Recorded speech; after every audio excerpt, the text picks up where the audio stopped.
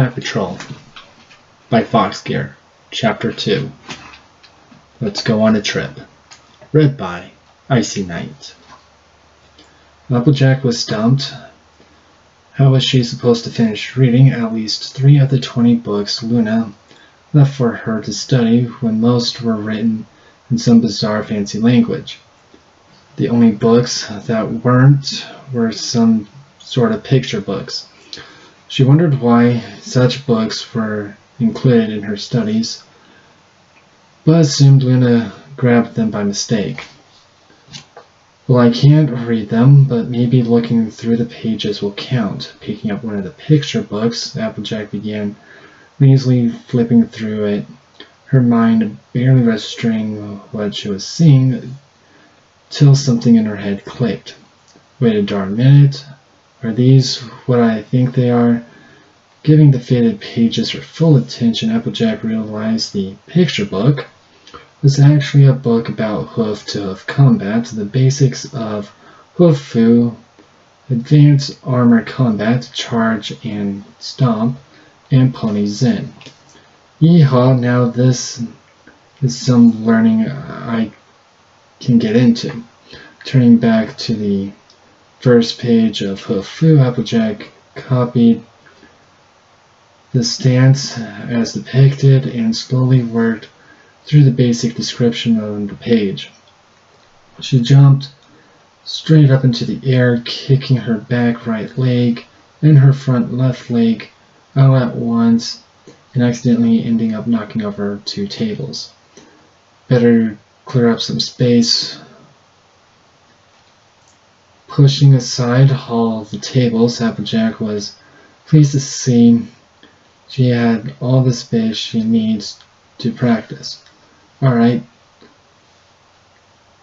time for some fancy hoof work.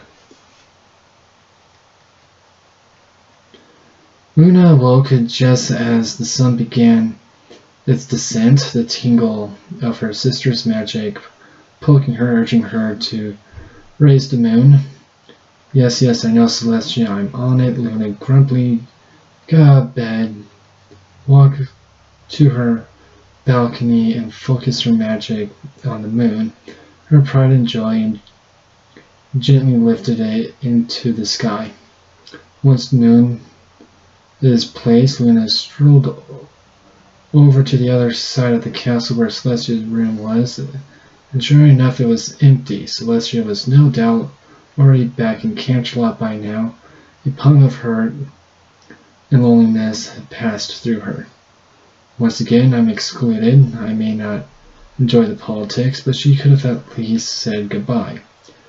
Then again, I suppose I was rather snarky with her this morning. Luna had thought about telling Celestia of her idea for a pony militia or night patrol as she preferred, but nowadays nothing could get done without the noble's interference. Celestia would probably be against the idea anyways. Her line of thinking was that she could protect all ponies of Equestria alone, an idea Luna shared until last night. We can only protect so much at once. Our subjects need to learn how to care for themselves. For you and I, dear sister, may not always be around to do so. Immortal goddesses of the sun and moon is what the ponies call the 2 sisters. To the normal ponies, they probably seemed like gods, but even they could die.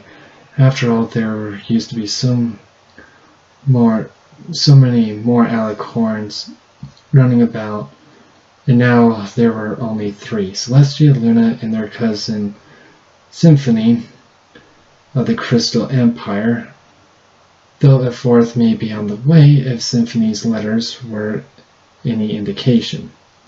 Shaking her mind clear of their nearly extinct race, Luna left Celestia's room. I suppose I should let ApleJack out of the library now. When Luna unlocked the library door, she was once again taken by surprise by ApleJack, who flew right into her, delivering a vicious kick to the princess' head.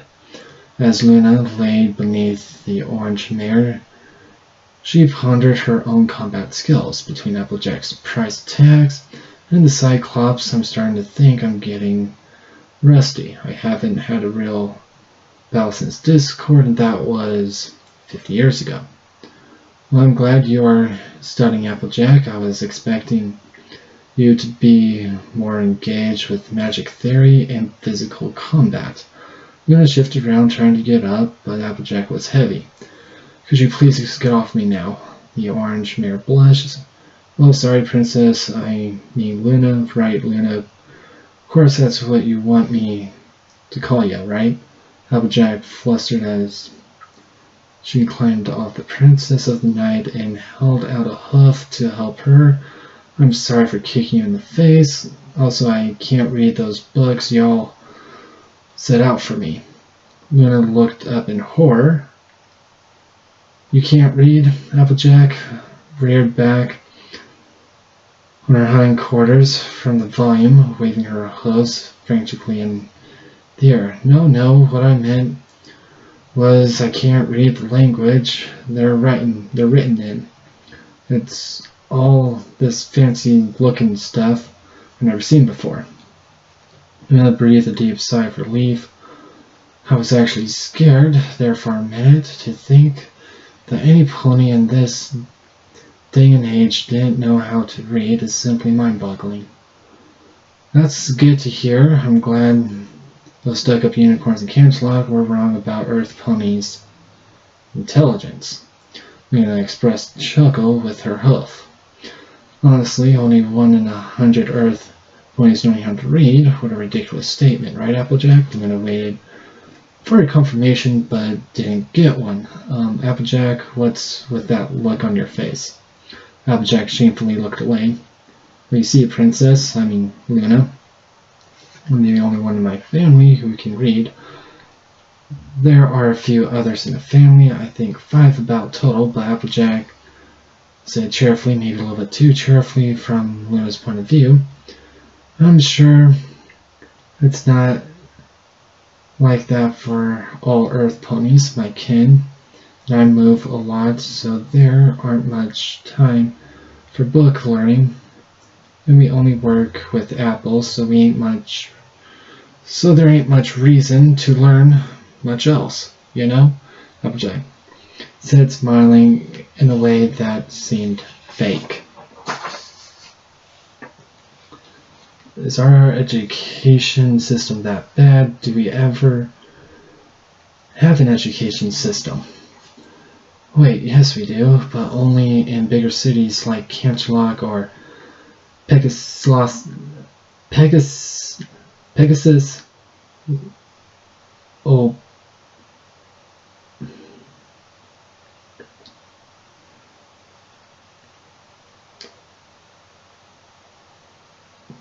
bigger cities like Canterlot.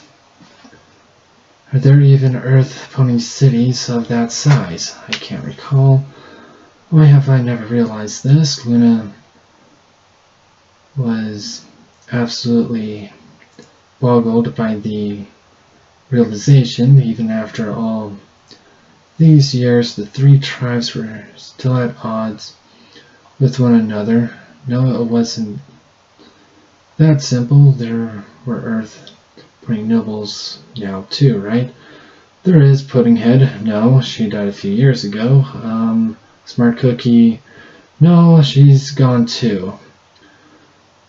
Were they ever replaced? This revelation troubled Luna. Next time she sees Celestia, they were going to have a very serious talk, and even if Luna didn't like it, she would be attending the summons to Canterlot, whether they wanted her there or not. Back up there, ApleJack, Luna shouted cheerfully, wrapping her forehoof around the orange mare's neck. I shall see to it that this problem is ratified. For any pony in the Apple clan wanting to learn, I shall provide the means for them to do so. The castle staff is well educated, and we can host a school here in the castle. will your family be open to the idea, ApleJack? I reckon they'll be up for anything you suggest, Princess, since you're a princess and all, plus you're letting us stay here for free, and I don't think any pony will want to offend you by saying no. Luna hugged ApleJack's neck tightly, fully shouting, "Excellent news! We shall commence with the preparations. Alas, though, they will have to wait. In all the excitement, I nearly forgot what I came to do." "What's that, Princess?" "Well, first of all, Luna, ApleJack," Luna said pointedly. "Second, you and me are going on a trip, so pack a bag of supplies for at least a week and meet me in the courtyard in an hour. I have some final preparations to attend to, but I will see if I can't set up some sort of temporary school with the castle staff before we go." "Alright, but where are we going, Princess? I mean, Luna?" ApleJack inquired. Luna trotted deep into the library, speaking to the orange mare from around the corner. "We're going to Mount Firehorn," Luna declared dramatically, reappearing with her hoof raised. ApleJack gulped. Mount Firehorn? You mean the same Mount Firehorn that is said to be home to dragons and other dangerous critters? That Mount Firehorn? Very same. Won't it be fun?" Luna cheerfully trotted off, leaving ApleJack to fall on her rump with her jaw slacked. She stayed like that for several minutes before pulling herself back together. "Well, I guess I'd better start packing. Best get my flame-proof boots."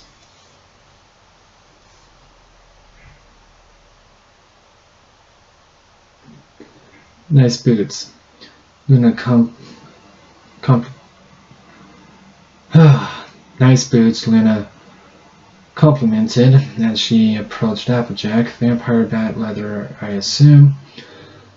"You bet. Critters were causing a heap of hurt on the crops this year, 1 year. Let's just say they won't be again for a very long time." ApleJack chuckled darkly. "No bats were going to steal the Apple family's crops, or beavers for that matter. Beavers made nice hats." Luna assessed the farm pony's equipment. She had food, water, some small tin, a compass, and other odds that would be useful if the need arise. "You're quite equipped, ApleJack. Not a single bit of unnecessary baggage." Luna suppressed a chuckle at the farm mare's new accessory. "But if I may ask, why are you wearing a beaver hat and not your regular one?" ApleJack blushed as she rubbed her neck, feeling embarrassed. "That hat belonged to my pa. It's all I got left of him, and I didn't want it to get burned up in case we met some dragons or wind knocks it into a volcano. Plus it's getting chillier, and this hat is better suited for the colder winter, though I guess it will be useless once we get to Mount Firehorn." "True," Luna agreed, choosing not to address ApleJack's father being dead. Changing the subject, and instead chose a less awkward conversation. "But it will be cold for most of the journey, so I'm sure your beaver hat will come in use." In fact, Luna rummaged around in her own pack and pulled out her own opossum hat out. "I will wear my own silly hat as well." ApleJack barely had time to try and stop herself from laughing before she was rolling on the ground laughing. Luna cracked a smile and waited for ApleJack to stop laughing, which only took about 5 minutes.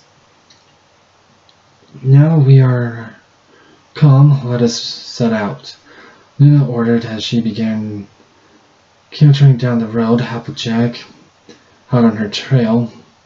We will keep this pace as long as we can. We need to go any faster or we will wear ourselves out. Okay, Princess, ApleJack called from behind, having a little trouble keeping up with Luna's longer strides. Luna rolled her eyes and sighed.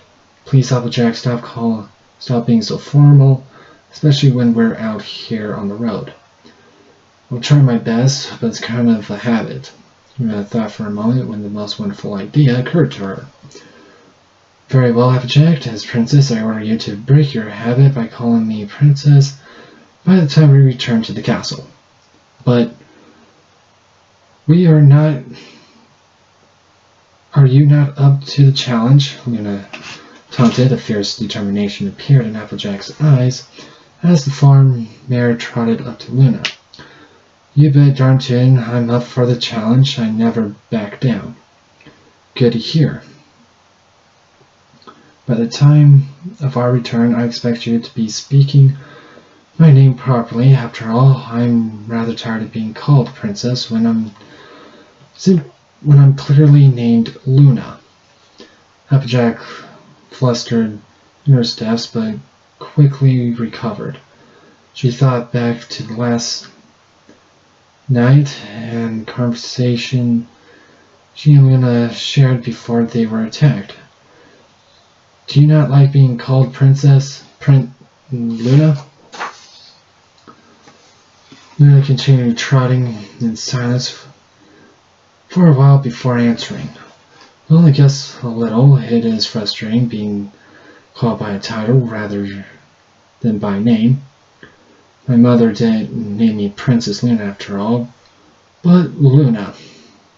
Just Luna. Luna paused again, trying to think of the best way to explain. Being called Princess all the time, it seems, as all ponies see, is just a princess and not Luna. Do you understand, ApleJack? Can't really say. I never experienced anything like that, but... Wait, you stopped speaking fancy. I beg your pardon. Right there, that's what I mean. You're saying ah and not we, ApleJack pointed out. I am strange. I only speak like this when I'm alone with Celestia or what? ApleJack inquired, her curiosity burning. Luna turned and looked fondly at ApleJack. We're a very good friend. We are friends, ApleJack, right? Luna asked uncertainly. ApleJack smiles and nods. You bet we are, Princess. I thought I said to call me Luna. ApleJack chuckled. I know. It's going to take some getting used to, is all. How about this? I'll call you Luna, you call me AJ. This way we both have to practice not being so formal around each other. Luna pondered the suggestion. AJ, huh? Very well, challenge accepted. AJ? ApleJack giggled. Not so easy, is it, Luna? Luna remained silent, but smiled nonetheless, eventually breaking out into laughter as they trotted along.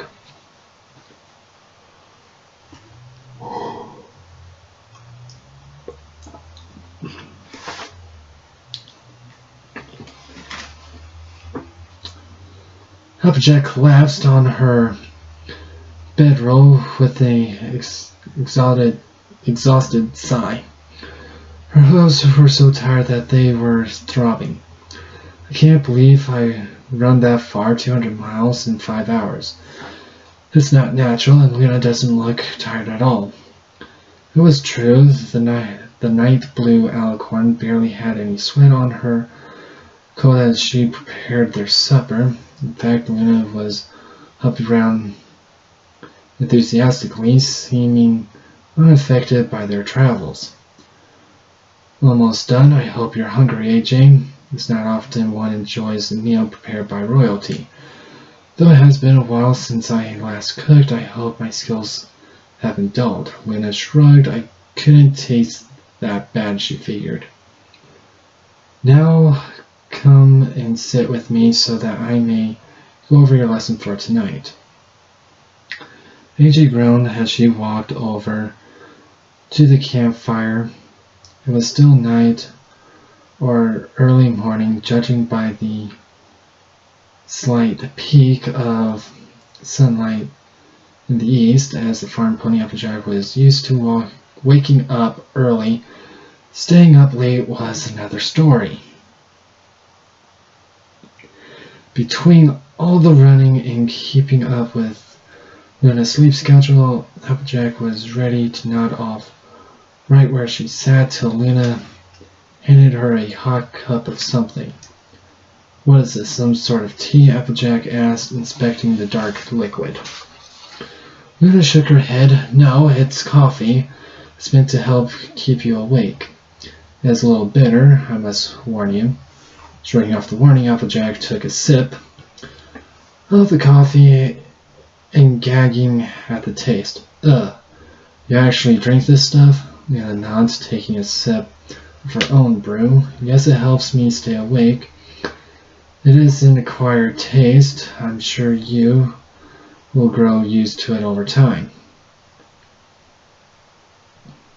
I do have some cream you can add to make the taste more tolerable if you like to try it." Luna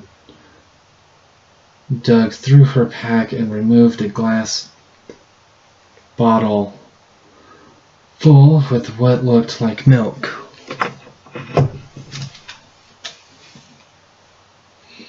ApleJack hesitated, worried to try a new brew again, but ultimately took the glass from Luna. "Gotta try everything at least once." Pouring the cream into her coffee, ApleJack watched the black liquid turn brown. She cringed at the sight of it. "Looks like dirt." Taking a deep breath, ApleJack raised her glass to her hooves and drank it down quickly, emptying the cup. She stood perfectly still, analyzing the drink down to every last detail. Her eyes winding as the caffeine hit her system.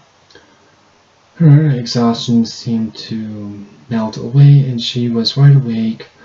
And better yet, the drink tasted great.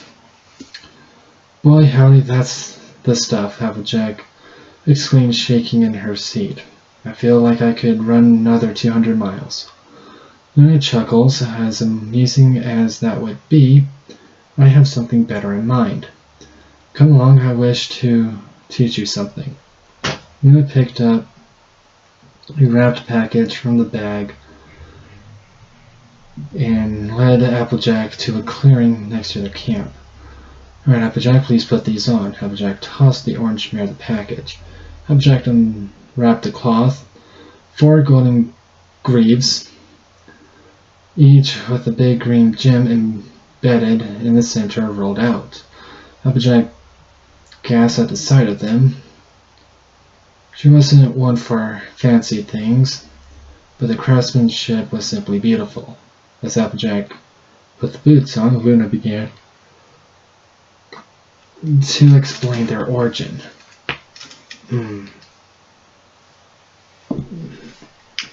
These greaves are made of enchanted metal by some famous blacksmith who has long since passed. I believe his name was Rare something. Anyways, many years ago, Celestia and I commissioned suits of armor from him for our battle with Discord. Unfortunately, the armors were destroyed in our first battle with Discord, but Celestia's boots survived. The boots you are now wearing. ApleJack gulped and began to hastily remove the boots. Luna placed her hoof on the mare's neck to calm her down. "Relax, ApleJack. Celestia has long since outgrown these boots and replaced them. I would have given you my boots, but they still fit me."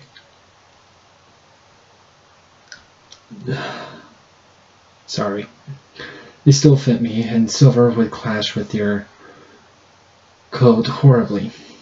I ain't one for frou-frou stuff, Luna, if you haven't noticed. Yes, nor am I really. Still, American look nice. Now, where was I? Oh yes, those boots aren't just a fashion accessory, they were made for battle. By focusing your Earth Pony magic into the gems embedded into the boots, you can unleash devastating attacks with a mere stomp of your hoof. Observe. Luna stationed herself in front of the rock, allowing the magic to be visible to ApleJack. When she built up enough power, she slammed her hoof against the rock, shattering it to pieces. You can also do this, Luna shouted, slamming her hoof against the ground, creating a shock wave that shot across the ground for 20 feet and split a rock in half. And also this, slamming her hooves in front of Luna, summoned 5 spikes of earth from the ground in front of her. That one is good for defense and offense, though lacking in range. Whoa, you're saying I can actually do stuff like that with my hooves? ApleJack was awed. She knew Earth ponies were stronger than other races. Breaking stones, though, wasn't something she ever thought she could do without getting hurt. Wow, what else can I do? Luna smiled as she wrapped her foreleg around ApleJack. A lot, my friend, but for now, learn and master these skills first, and then I will show you more. You got it, ApleJack excitedly bounded over to the stone and began trying to copy Luna and punch the rock. The results, ouch, weren't quite the same. Remember, ApleJack, focus your magic, not muscle. Feel the energy and bend it to your will, Luna advised. She settled down at the edge of the clearing, giving out hints to the farm mare when needed. Mostly she let the orange mare to figure things out on her own. Things would click together eventually for her. Time and practice, the best kind of learning. I just hope it doesn't take too much time for her to learn, Luna mused, watching ApleJack strike her hoof against the stone for the 100th time tonight. She was about to have her call it a night when a faint green glow engulfed ApleJack's hoof as she struck the stone. A small crack appeared on the face of the stone, followed by a deeper crack when ApleJack struck it again. Yes, that's it, ApleJack. You can do it. ApleJack pulled back her hoof, her body tired and worn out. She refused to give up. With the last of her strength, she swung, but a misstep had her falling forward. Her hoof barely escaped against the rock, but much to her shock, the entire top half of the rock exploded. I did it. I really did it, ApleJack joyfully cheered, jumping to her feet. The sudden movement made her a bit lightheaded, but a supportive wing stabilized her footing. Luna beamed with pride as she led the weary orange mare back to their camp.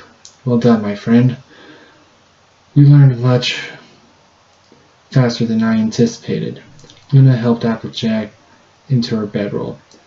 Now rest. You've earned it.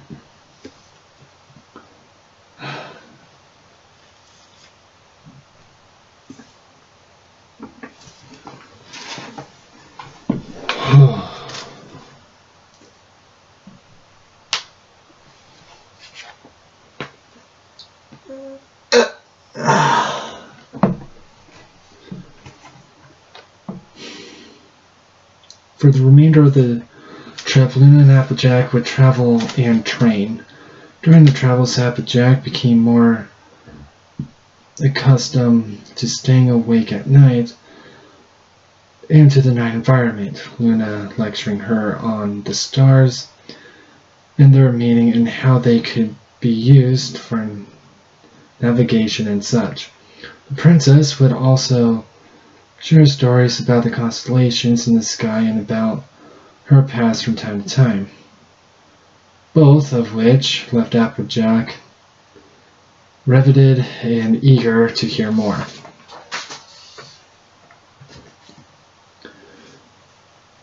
"We are here," Luna declared as they came to the top of a cliff. Across the rocky wastelands lied Mount Firehorn.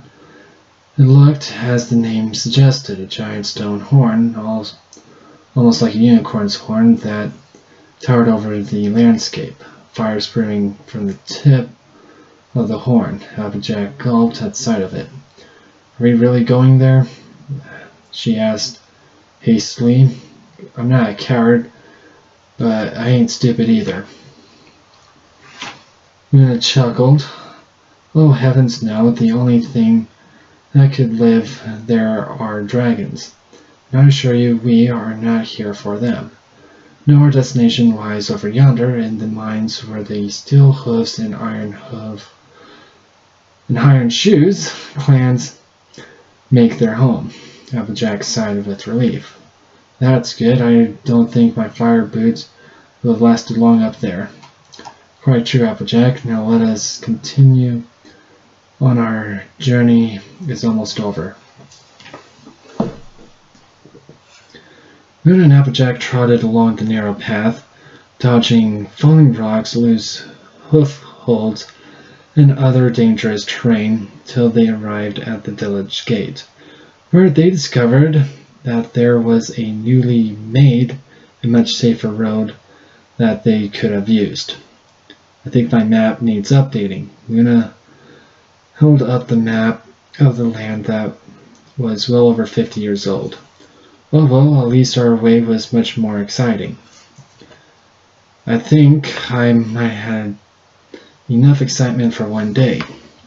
I'd be surprised if I don't have some gray in my mane." ApleJack shuddered, checking her mane just in case. As the two walked towards the entrance of the town, they marveled at unique architecture of the village of Firehorn. The buildings were carved into the rocks that made up the valley where they were located. Huge clumps of smoke poured out of chimes of forges as unicorn and earth ponies worked the metal ore into a useful shapes.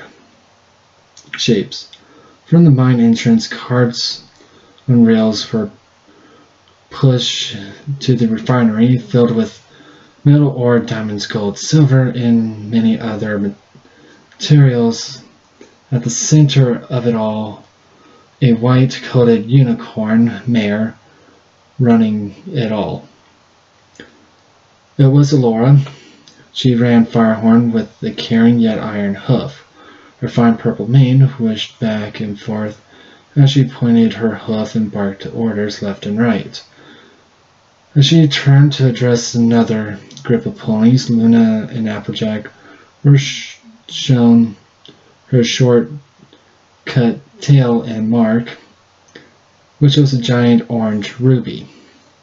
2 gold rings pierced her left ear. "Come on, you lazy lot, we got 2 more arms ready before those creatures come back. Rawhide and Toughhide are counting on us. Are you trying to let them down?" Alora demanded fiercely. The ponies shook their heads and doubled their work pace. "That's the stuff, keep it up," she encouraged as she turned, coming face to face with Luna and ApleJack. "Oh my, visitors, how lovely. I'm sorry for not greeting you at the gate, but as you can see, we are a bit of a rush around here. But please come in, come in. Let us go to my home, so you may rest. I'm sure you are tired from your journey. Laura trotted towards one stone building, this one carved in the shape of 3 diamonds, 2 on the bottom and 1 on top. Welcome to my humble home. I know it's not much, but please make yourselves comfortable while I make some refreshments. Is cider okay with both of you? Cider would be fine. Thank you for your generosity, Luna politely said as she and ApleJack took a seat at the table in the room. As Laura poured the cider, they looked around at the decoration on the walls. Gems of many sizes and shapes were embedded in the stone structure. A stone staircase led up to what they assured was the bedroom, and in the other room they spotted a bunch of mannequins with armor on them. Here we go, one for you, and one for me, Alora sang, handing each of them their cider mug. She took the seat across from them and rose her mug. To new friends, huzzah! The 3 clanked their mugs together and drank down contents. Ah, that's the spot, Laura said with a burp. She blushed as she moved her mane out of her eyes. Sorry, how uncouth of me. I haven't even asked your names yet, or given you mine. Oh dear, I'm so sorry. Laura nearly screamed, grabbing hold of their hooves dramatically. That's alright, we didn't introduce ourselves either, so it's all good, ApleJack assured the white mare. I'm ApleJack, and this here is Princess Luna, ApleJack introduced, pointing to the regal mare, though she wondered how Laura didn't realize Luna was the princess right away, till she remembered Luna's wings were covered by her saddlebags. Laura reared back in her seat, her eyes wide and filled with shock. A princess! I have a princess in my home. This is the most wonderful day of my life. Laura took Luna's hooves in her own and shook them vigorously. It is nice to meet you, Your Highness. I'm Alora Steelhorn, daughter of Rarrington Steelhorn. My father made you and your sister armor nearly 50 years ago.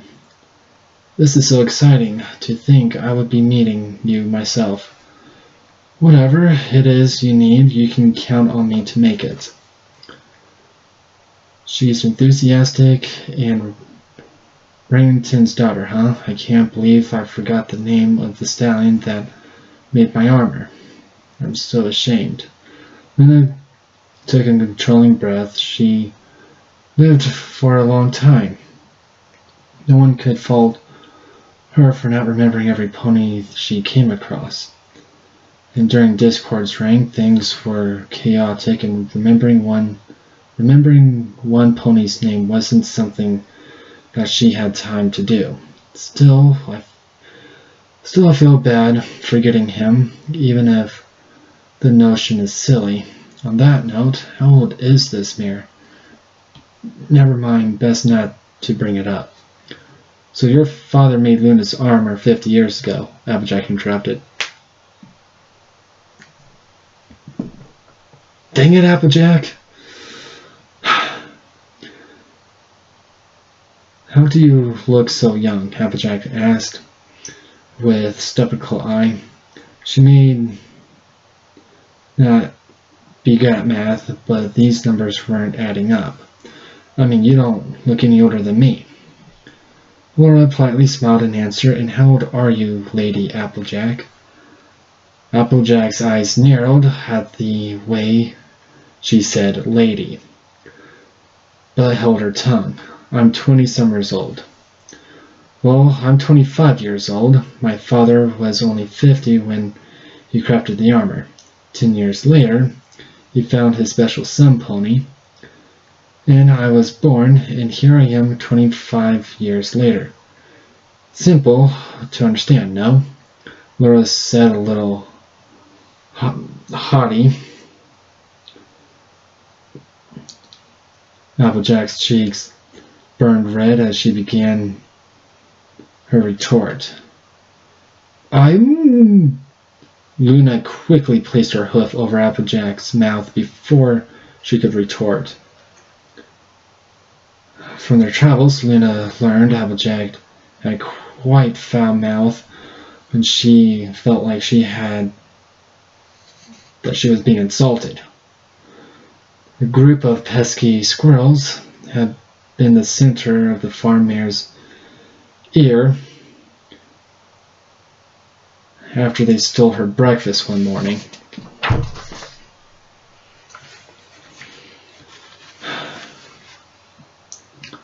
Okay, let's get to business, shall we? Luna suggested, pointing to the mares. Both of them turned away from each other, crossing their forelegs in a huff. They looked at one another for a full minute before they shook hooves in peace. Good. Now, Miss Allura, I have a business proposition for not just for you, but for your entire village. I have recently decided to create a militia of sorts, and I'm in need of armor and weapons as well as ponies to fill the ranks. I can pay you a fair wage and give you constant work, and I would only need a few of your herd to stay at the castle to deal with the armor and weapons repair.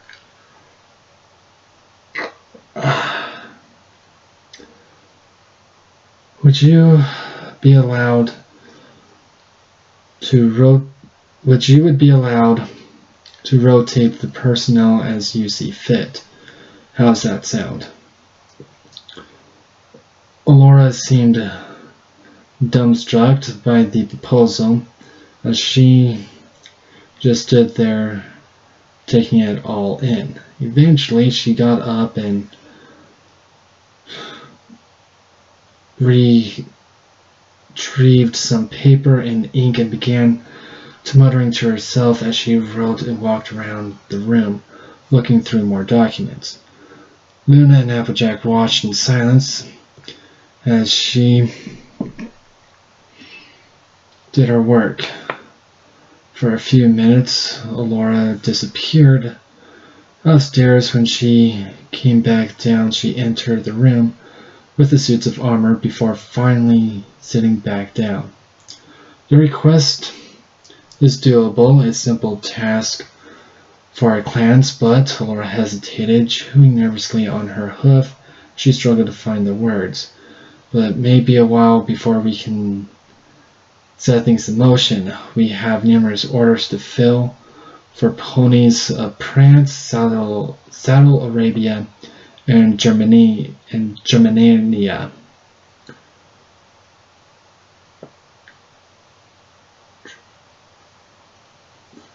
Ponies. We are just not in a place to fill your order right away, especially with the recent trouble with... Allura quickly shoved her hoof in mouth, but it was too late. Luna leaned across the table so her face was only a few inches away from Allura's. Recent troubles with what, my dear? Please tell me, Luna asked, deeply concerned for her subjects. Allura lowered her hoof. Well, there have been attacks on our food supplies and our gem reserves. The food is normally easily replaceable. We usually just trade or buy more. But the amount of gems being stolen is troubling. Without Then we can't buy or trade, since the vast majority of our gems go to the dragons on Mount Firehorn. Why are you giving dragons your gems? ApleJack interrupted. Because dragons eat gems, we give them some gems. They let us take their skill sheddings for our armor. They also allow us to live here.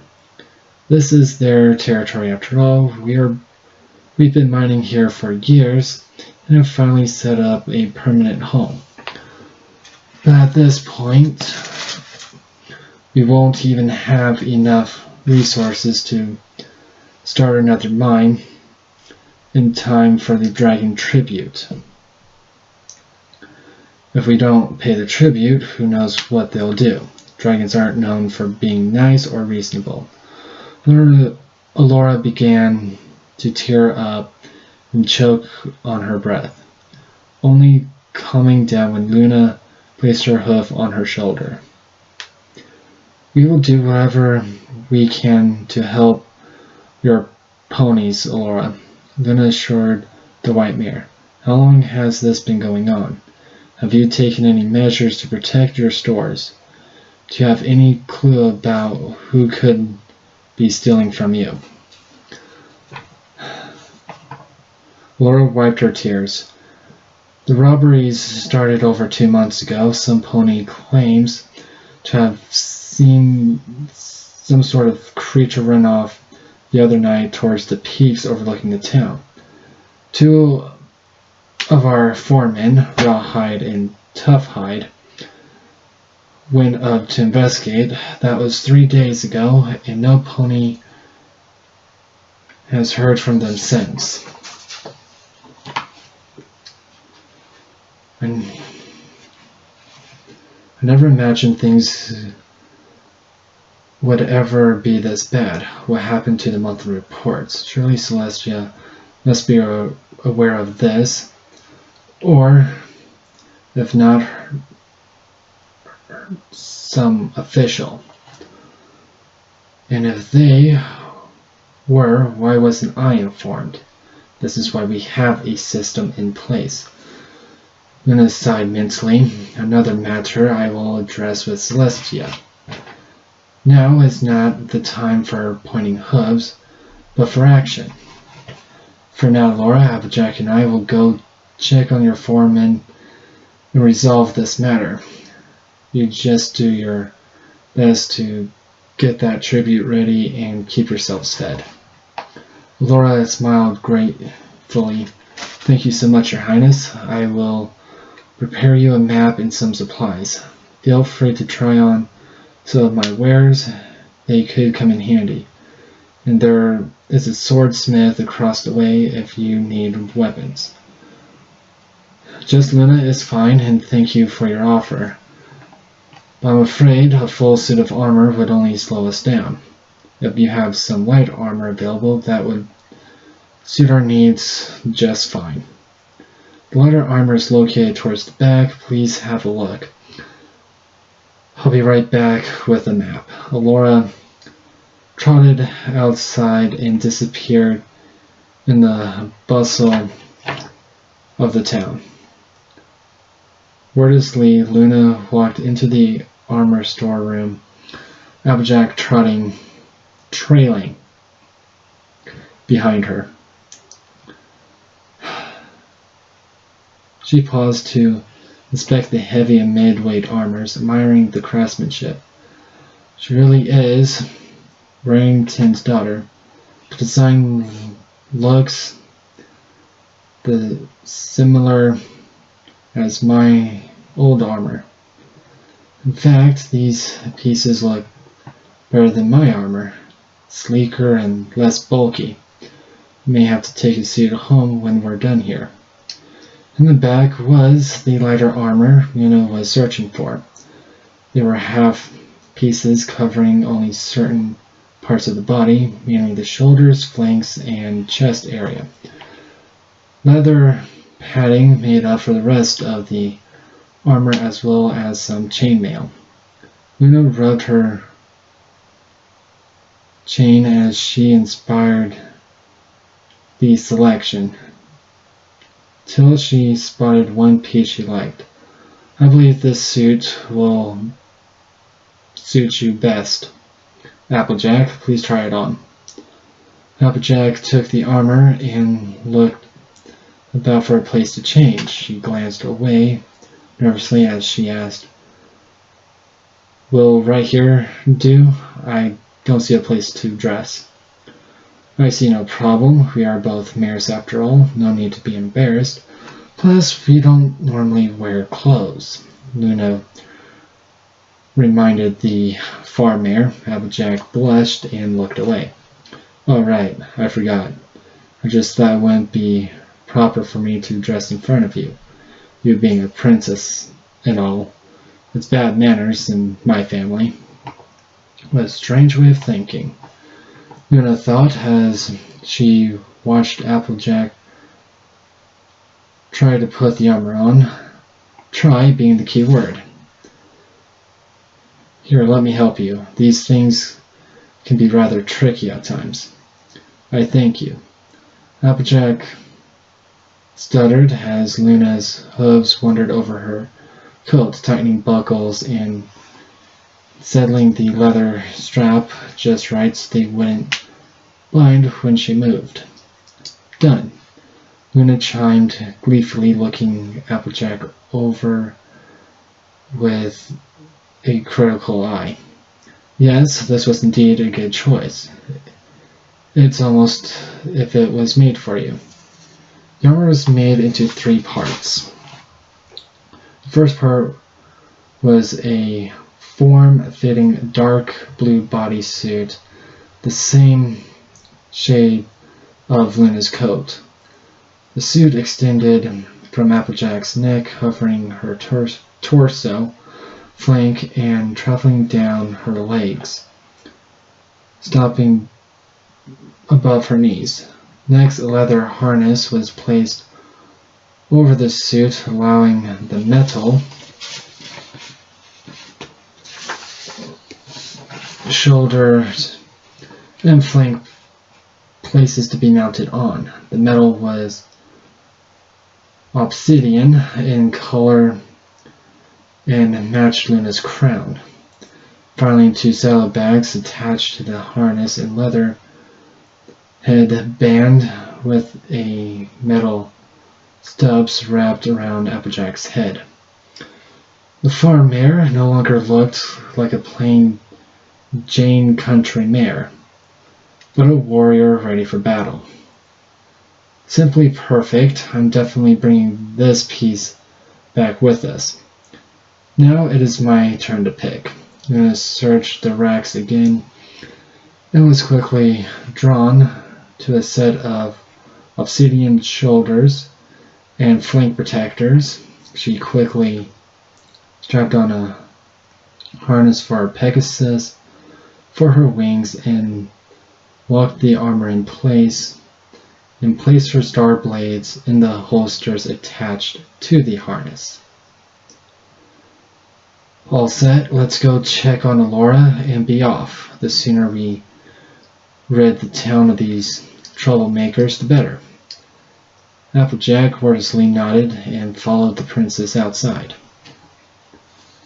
Laura had just finished gathering the supplies she promised when Luna and ApleJack exited her house. They were a very imposing sight, making the workers pause and stare while the fillies and colts of the town whispered in awe with big excited eyes filled with wonder. They came to a stop in front of her, Luna extending her hoof. "The map, please." "Of course, Princess." Laura floated the map over to the Princess of the Night, and then kneeled before her, the rest of the town ponies following her example. "We thank you for your help, Princess. Safe travels on your quest." "Thank you, but leave the praise until we've rid your town of these troublemakers." With that, Luna turned, headed towards the path up the cliffs. ApleJack did a slight bow to the townfolk and left to follow Luna.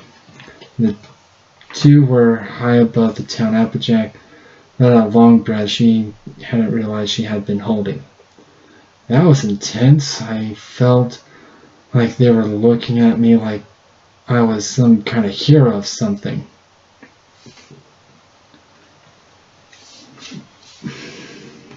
In their eyes, you are a hero, ApleJack. The brave knight accompanying her princess into a dangerous situation with no guarantee of coming back. Luna looked coldly at the orange mare. This is not the first time you followed me headlong into danger. Why are you so nervous now? Last time, I was desperate to save my kin.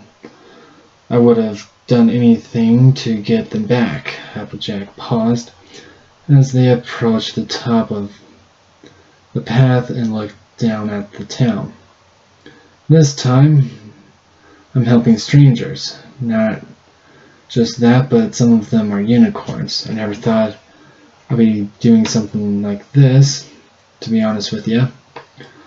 Luna was surprised by ApleJack's words and worked to keep her face neutral when she asked the troubling question on her mind. Do you dislike unicorns, ApleJack? Come to think of it, that could be why her and Alora started that little squabble. Are the relationships between the tribes that bad even among commoners? As Luna was deep thought, so was ApleJack, as she too asked herself the very same question. Do I dislike unicorns? I never really talked to one before today. All I know about them is from my kin, and they never really spoke nice about them, always talking about how unicorns swindled them and such. But these unicorns are different. They were working with earth ponies and just trying to get by, like me and my family. ApleJack smiled as she reached a conclusion and answered the princess. No, I don't hate unicorns. I just never knew any that well before is all. Luna closed her eyes as she smiled. I see. I'm sure you'll have plenty of opportunities to get to know them more as we go. For now, let us continue on. We have a ways to go to finish our quest. Right behind you, princess.